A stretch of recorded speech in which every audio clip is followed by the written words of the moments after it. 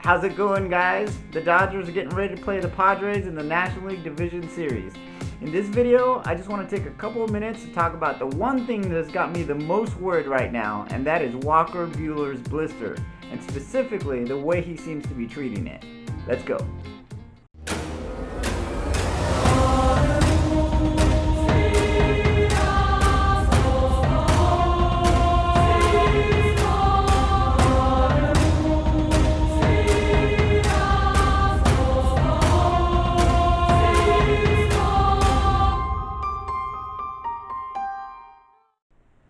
The Dodgers took care of business against the Brewers in the first round of the playoffs, handing them a quick 2-game sweep.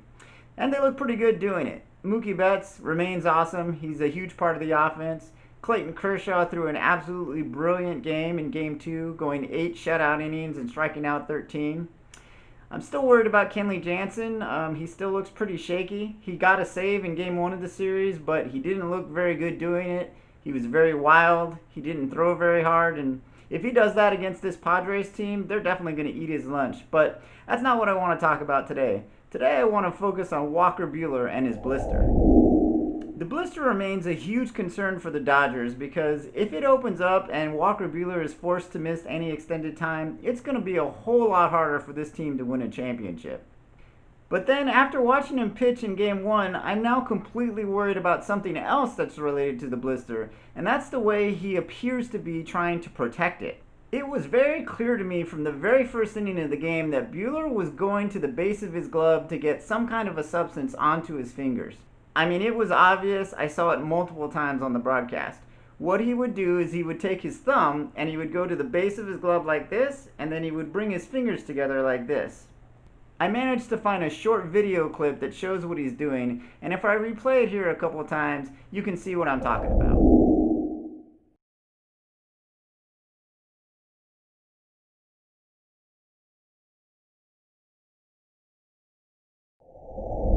And then later in the game, ESPN showed an extreme close-up of his pitching hand, and it was totally obvious that his fingers were completely discolored and covered in some kind of a substance.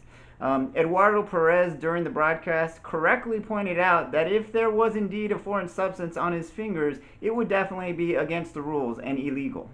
Now, I'm old enough to remember when the Dodgers had a closer named Jay Howell, and a funny thing about him is a lot of times he would have some dirt on the brim of his cap right here. Well, it turns out that dirt was there because he was using pine tar to get a better grip on his fingers.